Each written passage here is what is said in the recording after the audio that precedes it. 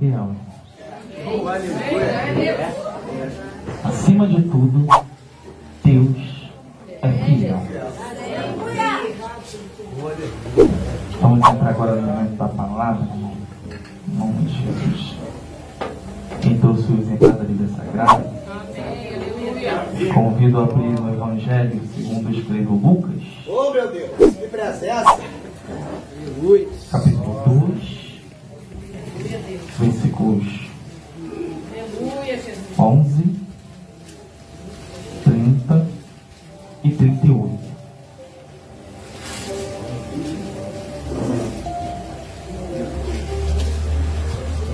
O ambiente está propício para milagres nesta noite. Eu creio, já recebi, não Jesus. Repetindo o Evangelho de Lucas, capítulo 2, versículos 11, logo após 30 e logo após 38. Já que este ambiente está propício a milagres, quem sabe se não é da vontade de Deus que o milagre na sua vida se manifeste nesta noite. Glória a Deus. Nós cremos nisso nesta noite. Aleluia! Glória a Deus! Estamos debaixo da bênção espiritual do irmão nosso pastor. Louvado a Deus. E eu agradeço, tá, irmão? Nosso pastor Paulo está fazendo esse convite e sempre recebo, irmão, de bom agrado. Vamos ler, irmão, em nome de Jesus? Amém. Evangelho de Lucas, capítulo 2, mais uma vez repetindo, versículos 11, 30 e 38. Amém ou não amém? Amém. Versículo 11. Pois na cidade de Davi vos nasceu hoje o Salvador, que é Cristo o Senhor. Versículo 30. Pois já os meus olhos viram a tua salvação. E por fim, versículo 38. E sobrevindo na mesma hora, ela dava graças a Deus e falava dele todos os que esperavam a redenção de Jerusalém. Tomem os vossos assentos em nome de Jesus. E quem puder, continue adorando, porque o ambiente está propício para milagres. Irmãos, estamos falando da história que o crente mais gosta de falar, a história de Jesus. Como não ser cristão sem falar de Jesus? Como ser salvo sem falar daquele que salvou? Como falar de salvação sem falar do autor da salvação? A salvação é um intermédio vindo por um autor que há muito tempo foi esperado por alguém que havia necessidade de ser salvo. Porque se falava de salvação naquele momento? Porque eles aguardavam alguém que pudesse resgatá-los de um ambiente perdido. Salvação é algo que nos alivia diante de um ambiente no qual estávamos perdidos. Se hoje esta igreja está aqui, é porque ela foi salva de um ambiente que ela estava perdida. E hoje, pela fé, todos nós somos salvos. Por que falar tanto da salvação? Porque se lembrarmos, irmão, no contexto histórico, nós podemos ver que Jesus ele foi falado não só no Novo Testamento, mas também no Antigo Testamento. Jesus ele foi mencionado diversas vezes por vários profetas maiores e menores, inclusive o que mais falou foi o profeta messiânico Isaías. Então nós vemos aí a necessidade de um povo agora que aguardava um certo tipo de salvação vindo por alguém. Por mais que alguns não entendessem como seria a forma dessa salvação, e a forma foi até distorcida no Novo Testamento, e algumas pessoas não conseguiram entender como seria essa salvação e esse Salvador. Talvez alguns poderiam dizer que a salvação viria por algum tipo de tirano que faria uma revolução em Roma, e foi o contrário.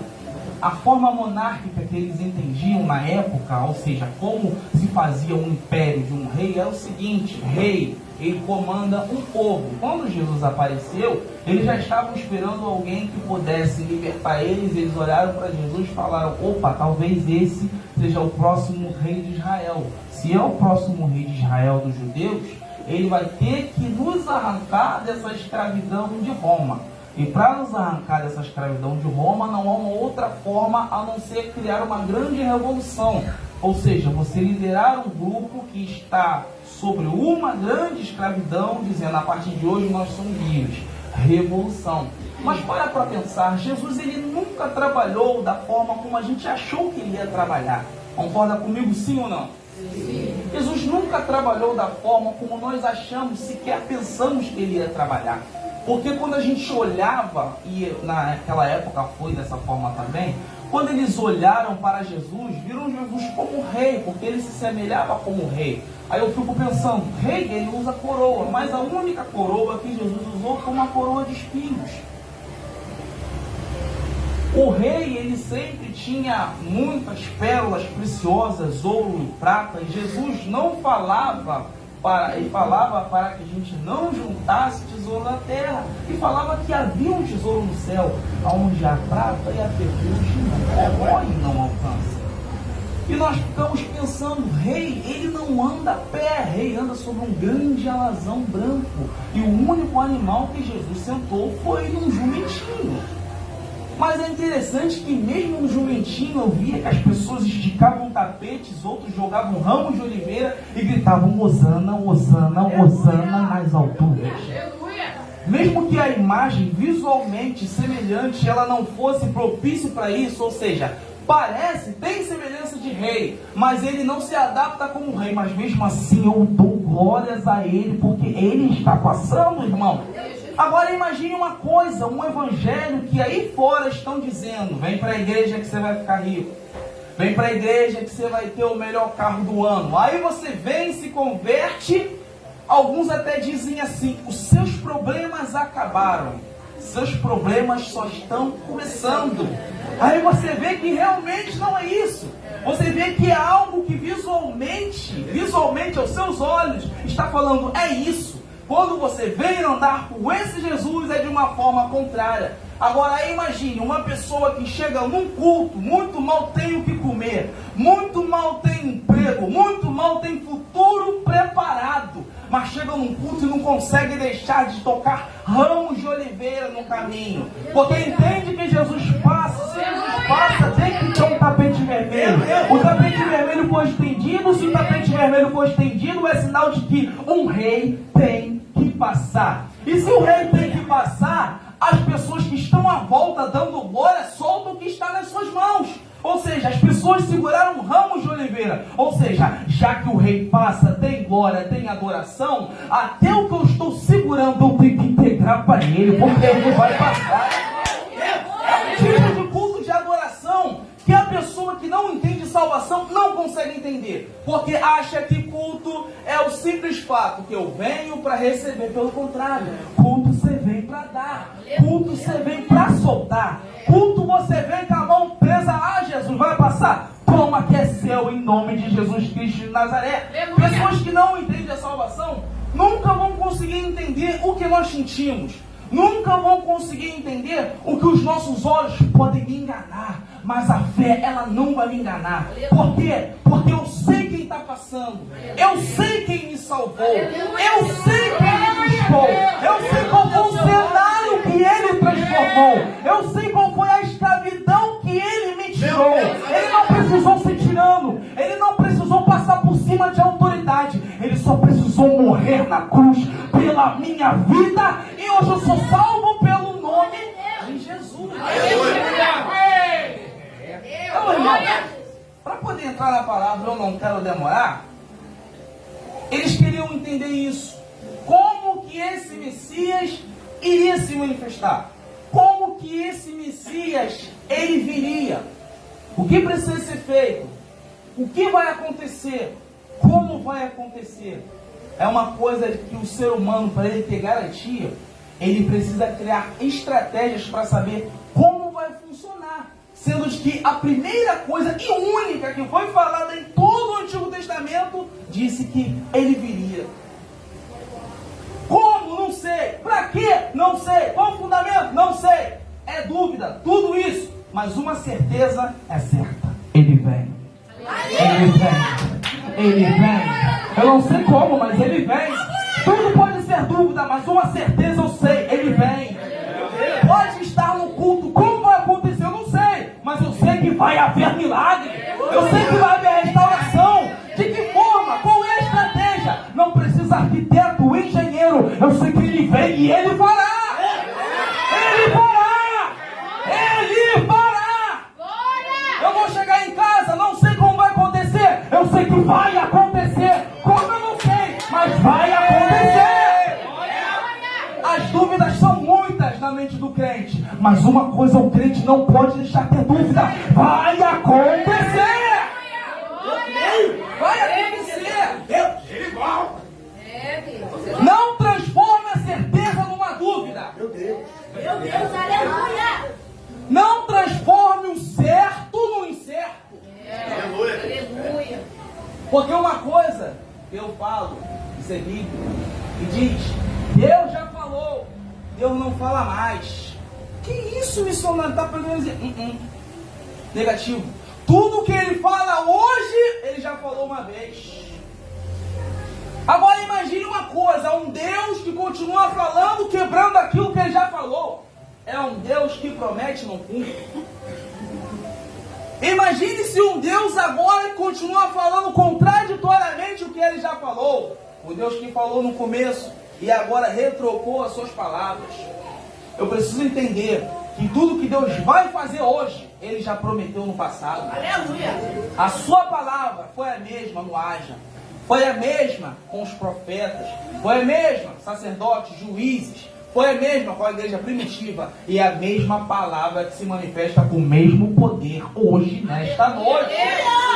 E qual é a palavra? O Salvador virá. Aleluia. E ele virá para libertar. Vai libertar para que sejam livres. Como ser livres de uma escravidão, saindo de uma escravidão, mas entrando em outra. Se tornamos servos agora, ou seja, escravos de Cristo. E eu gosto de falar: prefiro ser escravo de Cristo do que cavalo do diabo.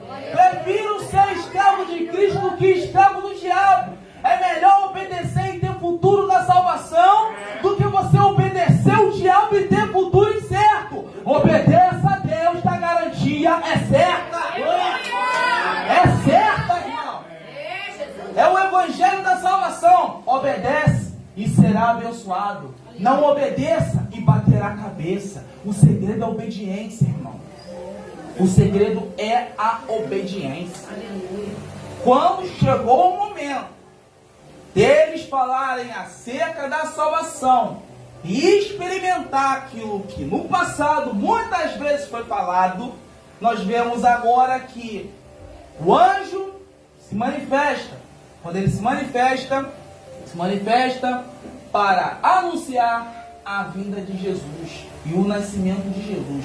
Mas o que eu acho interessante é que nas três histórias que nós podemos pegar o capítulo principal e ler, a gente não vê o anjo se manifestar, o Espírito de Deus se manifestar para pessoas paradas. Primeira história, a gente vê que o anjo se manifesta para pastores. E a Bíblia mostra claramente que os pastores estavam trabalhando e pastoreando. Na segunda história nós vemos agora que o Espírito de Deus prometeu para um homem. E quando ele promete para um homem, ele pega o homem e fala assim: não sai do templo até que isso aconteça. A gente vê agora na terceira história de que uma mulher estava servindo em jejum, em oração, aguardando que o consolo chegasse. Ou seja, na primeira foi prometido, na segunda foi prometido, na terceira nem precisou ser falado. Todas as três tinham uma pessoa agindo. Aleluia. Glória a Deus. Aleluia.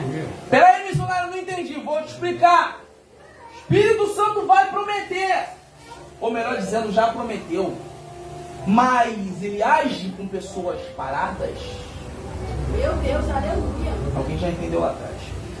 O Espírito Santo já prometeu, Mas quando ele falou, chegou a hora, tinha alguém trabalhando. Tinha alguém se movimentando. Tinha alguém suando. Tinha alguém orando. Tinha alguém jejuando. Aí eu fico imaginando dentro de um cenário de calamidade. Um cenário onde as pessoas estavam sendo cobradas por impostos. As pessoas estavam sendo colocadas para fora das suas casas, pastor. Elas estavam sendo torturadas espiritualmente, materialmente, financeiramente, em todas as áreas da vida. Aí eu fico imaginando onde muitas pessoas podiam ter desistido daquilo que foi falado. Tinha alguém trabalhando. Tinha alguém sacrificando. Aleluia. Tinha alguém dizendo assim, eu não saio daqui enquanto não acontece. Aleluia. Eu não me ausento daquilo que foi prometido enquanto eu não vejo. Agora imagine, irmão, todo o cenário dizendo assim, acabou. Todo o cenário dizendo, foi prometido há muito tempo, não temos a mais esperança. Quando o anjo chega para falar, chegou, a promessa nasceu. Ainda tinham pessoas trabalhando, tinham pastores pastoreando as suas ovelhas. Aí imagina, quem recebe a notícia de que Jesus chegou, foi quem tinha desistido? Não. Foi quem tinha parado? Não. Era quem ainda estava com a mão na massa, trabalhando, acreditando, cooperando, organizando, não desistindo, irmão. Então se você ouvir dizendo, eu ainda não saí da promessa, porque a fé, ela pode às vezes até acabar, mas eu reanimo com as minhas obras, porque Tiago diz, me mostra a tua fé sem obras, que eu mostro a minha fé através das minhas obras. Sabia disso? Que a nossa fé, ela pode ser desfeita sem obras. Agora imagine, eu digo, eu tenho fé e não trabalho. Pelo contrário, Tiago fala de uma fé diferente. Quer ver se eu tenho fé? Olha as minhas mãos trabalhando, olha os meus joelhos dobrados, olha os meus jejuns sendo feitos, irmão.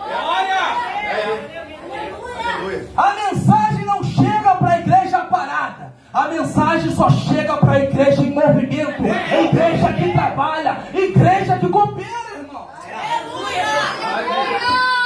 Chegou. Receberam. Se levantam, todos eles, e vão fazer alguma coisa. Quando eles chegam, os pastores olham Jesus dentro de uma manjedoura, dentro de Belém. Tem revelação aqui. Belém, antigamente chamado Belém Judá. Belém Judá constitui-se casa do pão. Agora imagine, chamaram um lugar de casa do pão com pessoas desanimadas. Chamaram um lugar que tem um nome, casa do pão. Aí você entra, cadê o pão? Chamaram um lugar dizendo-se, você vai entrar aqui, e aqui tem pão, aqui se será alimentado. Aí você entra lá, fala assim, cadê o pão? Cadê a esperança? Cadê o ânimo? Cadê aquilo que eu precisava para alimentar a minha fome? Por isso que eu falo, igreja perde tudo, perde dinheiro, perde emprego, perde tudo, mas não pode perder pão. Igreja perde tudo, igreja perde status, igreja perde moral, mas não perde pão. Igreja perde membros, perde trabalho, mas não perde pão. Porque alguém que perde tudo, se ausenta de tudo, mas não se ausenta do pão. Aí eu olho para a segunda história, aí nós vemos o seguinte, cenário era calamidade pura. Eu não podia me reunir com um grupo maior de pessoas, porque eu seria contaminado pela falta de fé. Aí eu olho, vendo que o Espírito Santo olha para esse homem e diz assim, você vai ver o Salvador com os seus olhos. Você não vai morrer. Porque se você morrer, é sinal de que você já viu a promessa. A promessa na vida de Simeão era o seguinte, ver Jesus e depois ser despedido em paz. Aí eu fico olhando o que aconteceu com o homem. A Bíblia diz que ele, pelo Espírito, ele entrou no templo. Aí eu fico vendo um Espírito que carrega a pessoa para o templo à força. Peraí, Espírito Santo é gentil. Ah, é? Quem é que lembra quando Ezequiel estava dentro do seu ambiente de conforto e foi levado para o deserto pela mão do Senhor? Quem é que lembra que a Bíblia diz que Jonas estava sentado e Deus disse: levanta-te? Deus é gentil, mas tem palavras que não são pedidos, são ordens. Ai, Deus, aleluia! Ô, glória! Você pode adorar o nome do Senhor? Glória! E o crente levado por Deus entende isso. Ele vai me aconselhar certas coisas como Paulo. Irmão, te aconselho como eu, não case. Agora tem coisas que ele vai falar: levanta e faz. Levanta e vai pro tempo. Levanta e faz isso. Disponha. A palavra dispõe, irmão, é atitude, é força. Agora, imagine um Deus que pede disposição para alguém. É sinal de que ele estava indisposto. O Jonas indisposto. Levanta e vai a Nínive. O homem sentado. Ezequiel capítulo 37. E veio a mão do Senhor e me perguntou: vamos lá dar um passeio no vale? Não. Me pegou, me colocou no meio do vale e me fez andar sobre o vale. Aí essa mão que me força, eu fico falando: por que aconteceu isso comigo? O que aconteceu? A gente vê Ezequiel, o que aconteceu com Ezequiel? A mão pegou ele e pôs no vale. Não me pediu: dá licença, Ezequiel, vamos dar um passeio. Não. A mão colocou lá. A mão largou ele lá. Aí tem uma hora que a gente não vê a mão. Nós vemos o quê? A voz. Ezequiel, tu podes contemplar esse vale. Ou seja, a mão ela vai te forçar para certos lugares. Agora, como receber direção, onde muitas das vezes eu nem sei como eu entrei no vale? A voz. A voz. A voz. Porque se eu entro no vale, eu não tenho que procurar a mão de Deus, eu tenho que procurar a voz. Eu tenho que procurar a voz. Ou seja, eu estou no vale, Senhor, qual é a ordem? A ordem sai da mão? Não. Mão é ordem de direção. Eu preciso ver a voz, Senhor. Para onde que eu vou, o que eu faço, como eu faço e qual será o fim disso? Meu Deus. A mão, ela serve para agir em nossas vidas. A voz nos serve para nos dar direção. E já estamos encerrando. E o que acontece aqui? Ele entra no templo. Quando ele entra no templo, nós vemos agora que ele recebe. Ele está no templo. Ele não se exaltou. Porque qual era o objetivo? Ver Jesus. E depois ser despedido em paz. Ou seja, eu acredito tanto na promessa que depois que ela se cumpre, nem a minha vida mais é válida. Ou seja, a promessa foi para ele. Agora, foi cumprido? Eu não preciso nem usufruir dessa promessa. Aí o que acontece? Jesus foi apresentado aonde? No templo. Por que foi apresentado no templo? Porque tinha alguém que pelo Espírito estava orando no templo para ver Jesus. Aí o que nós entendemos sobre isso? O Espírito Santo nos leva a certos lugares. E muitas das vezes nós não entendemos, só obedecemos ordens. Mas aonde foi cumprida a promessa, onde o Espírito Santo levou? Meu Deus, aleluia! Meu Deus. Você deve estar se perguntando: por que Deus fez isso comigo? Por que Deus me tirou certas coisas? Por que Deus pegou certas coisas e fez assim, ó, na minha vida, girou tudo e você não sabe para onde foi cada coisa? Aí eu fico vendo que tudo que Ele fez foi para que você estivesse num lugar aonde que aquilo que foi prometido se cumprisse diante dos seus olhos. Não existem igrejas privilegiadas por Deus. Não existem terras privilegiadas por Deus. Não existem espaços geográficos privilegiados por Deus. Existe uma coisa: Ele fala e eu cumpro até que Ele se cumpra sobre a minha vida. Aleluia! Isso existe nas nossas vidas. Eu entendo o que Ele fala, vou para onde Ele quer, e dentro de onde Ele quer eu permaneço. E através do meu permanecimento, conscientemente, fazendo o que precisa ser feito, porque oração e jejum aumenta aquilo que nós não podemos aumentar, que é a nossa fé. eu fico orando e jejuando para eu não perder a conexão daquilo que foi falado. Aí eu chego, obedeço ao Espírito, não oro e nem jejuo. Irmão, eu vou sair do templo. Eu vou voltar para fora do templo. Imagine essa mulher. Ela fica 7 anos casada, desde a sua virgindade. Então a vida inteira desta mulher foi no templo, servindo para que Israel recebesse o consolo. Imagine uma pessoa que perde a vida inteira, não para si, mas por Israel. Aí muitos criticam, está na igreja, não recebe salário, está dando dinheiro para o pastor. É isso, é aquilo, olha o tempo aí, devia estar estudando.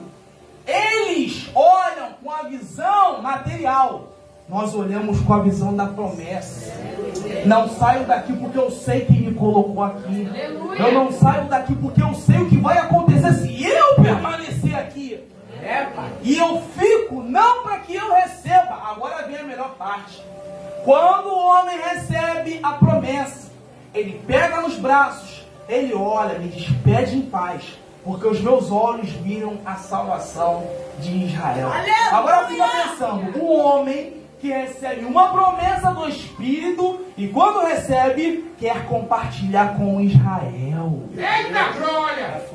O homem que recebeu a promessa do Espírito, lembrando de que eram pessoas específicas que estavam onde Deus queria.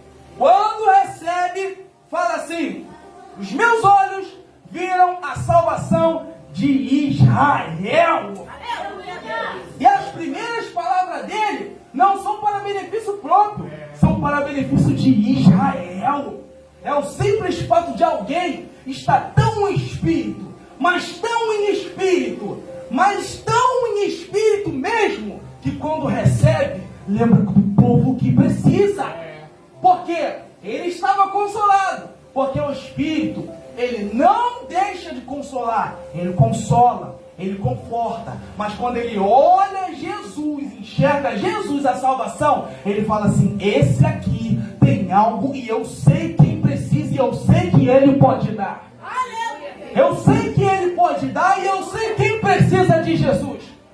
Irmão, isso não é para qualquer um, isso não é para qualquer pessoa enxergar, ver promessas e compartilhar promessas antes de pensar em si. Agora leva para o lado material. Senhor, me prometeste o carro, me prometeste um bom salário, mas aí quando tu recebeu, o que tu vai fazer com o carro? O que tu vai fazer com o salário? O que tu vai fazer quando sair do aluguel? Ah, não me chamaram para tomar um café na nova casa? Agora que eu não chamo mesmo, pelo contrário. Abre a tua casa, faz aquele café preto e chama a pessoa para um café, fala de Jesus, vai orar, irmão. Pega esse carro novo, dá uma carona para uma família que precisa. Irmãos, usa o que Deus está fazendo na sua vida e compartilha com alguém. Até os dons espirituais, eu estou falando isso porque eu moro na Zona Norte. Até os dons espirituais, quando é recebido, as pessoas pensam só em si, negativo. Ele falou, recebe compartilha. Dom da palavra da ciência, compartilha. Dom da palavra da sabedoria, compartilha. Dom de revelação, compartilha. Aí eu vejo uma geração mesquinha, que tem o dom, eu tenho que admitir que tem o dom da revelação, vai pro TikTok fazer live para ganhar dinheiro. Vai pro Facebook fazer live para ganhar dinheiro. Aí tem o dom da pregação, fica abrindo a Bíblia para poder atingir os outros. Quem não entende de edificação de corpo de Cristo não pode ser participante do corpo. Não pode ser participante do corpo de Cristo. Quem usa algo de Deus para ferir, eu não estou falando confrontar, porque o Espírito confronta até a hora que quer. Mas quem é ovelha de verdade faz o que Pedro falou. Recebe milagre, João capítulo 1. Recebe milagre, João capítulo 2. Capítulo 3, milagre. Capítulo 4, milagre. Capítulo 5, milagre. Mas no capítulo 6, não tem milagre. Não tem peixe, não tem pão, não tem nada. E Jesus ainda pega e fala assim, não trabalhe pelo pão que perece, mas também pelo pão que permanece. Aí eu vejo no final, todo mundo vai embora, ou seja, a geração do milagre. Entra, recebe milagre, vai embora, não fica. Volta, Jesus vai pregar, opa, quero meu milagre, nunca fica. Capítulo 3, opa, quero meu milagre, nunca fica. Capítulo 4, entra, quero meu milagre, quero libertação, nunca fica com Jesus. Aí chega no capítulo 6, agora vocês não vão receber milagre, nunca mais vão voltar. Por aí, Jesus. Aí as pessoas gostam de falar assim, ai, Jesus é amor. Ah, é, Jesus é amor, mas ele olhou para um certo tipo de grupo de fariseus e falou assim, raça de víboras, Aleluia! quem vos ensinou a fugir da era futura? Meu E Deus! é nesse mesmo ódio do Espírito que ele ora com si e fala assim, e vocês vão embora também? Senhor, eu sei que hoje não tem milagre. Eu sei que hoje não tem multiplicação de peixe, de pão, não tem perna saindo. Mas se a gente for embora, para onde que a gente vai? Se só aqui a gente tem palavra de vida eterna. É só aqui que nós temos vida. É só aqui que nós temos solução no dia de amanhã. Aí eu falo, eu não tenho pão, eu não tenho peixe, mas pelo menos eu tenho vida e ele compartilha comigo.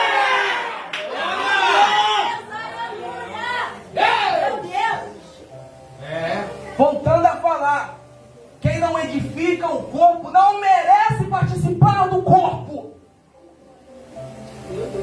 Talvez o pastor não fale isso. Eu falo e eu compro a Bíblia.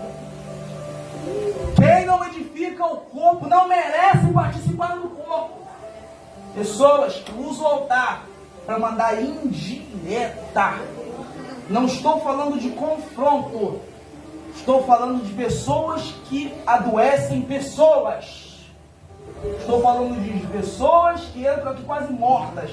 Aí vem alguém, filho do diabo, lança uma no altar e termina de matar a pessoa. Deus. E se pudesse jogar na terra em cima ainda para enterrar.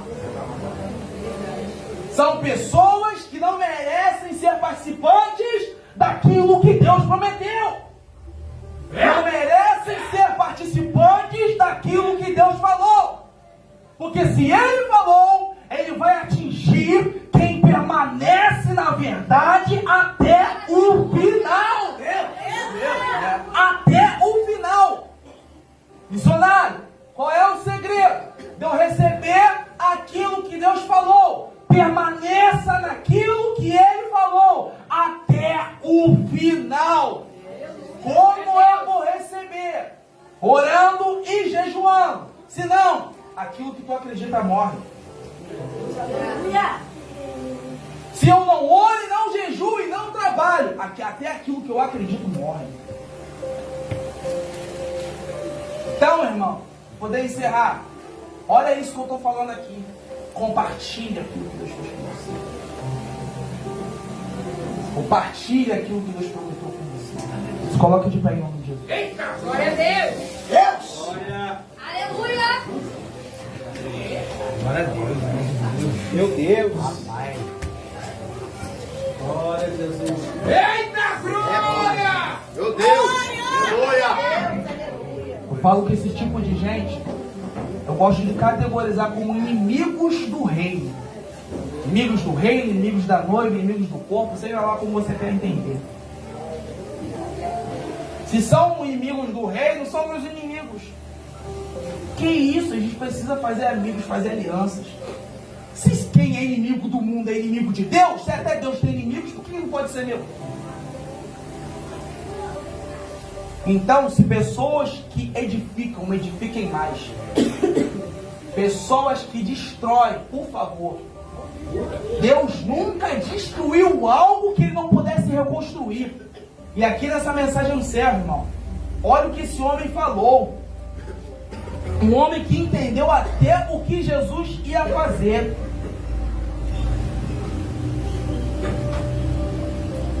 Versículo 34. Simeão os abençoou e disse a Maria, sua mãe: eis que este é posto para queda e elevação de muitos de Israel, para sinal de que é contraditado. Então, até sobre milagres, até sobre construção, alguma coisa ia ser derrubada antes.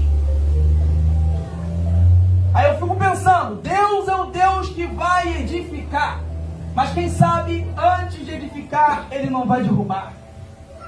Tem coisas que para ser edificado, precisa ser derrubado. E dizendo sobre Jesus, Ele foi posto para queda e elevação de muitos. Aí nós olhamos para a igreja e falamos, a igreja vai crescer. E quando a gente fala a igreja vai crescer, a gente fica pensando em números. Opa, vamos chegar a 500 membros. 500 membros.